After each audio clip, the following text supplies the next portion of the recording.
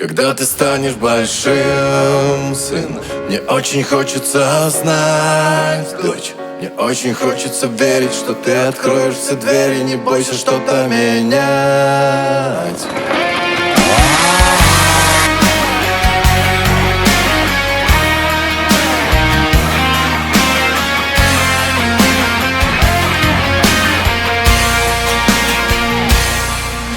Смотришь на меня без сомнения, мол, папа, я все знаю, понимаю все без исключения.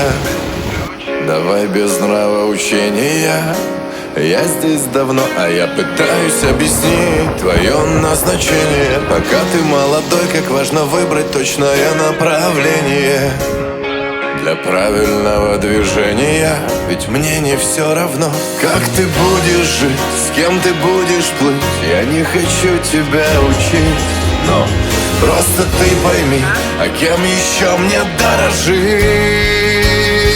Когда ты станешь большим, сын, мне очень хочется знать, дочь. Мне очень хочется верить, что ты откроешь все двери, не бойся что-то менять. Когда ты станешь большой, дочь, когда доверишься мне, сын, тогда поймешь, почему все, что я не смог, мечтаю воплотить в тебе.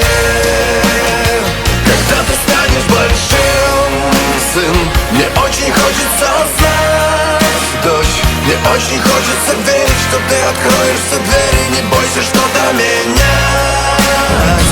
Когда ты станешь большой, дочь, когда доверишься мне, сын, тогда поймешь, почему все, что я не смог, мечтаю воплотить в тебе. Знаешь, я не зря все советую. Сам когда-то был на твоем месте, только поэтому помогаю с ответами, как это было давно. Но если бы я мог вернуть это время, я многое, наверное, изменил бы без сожаления.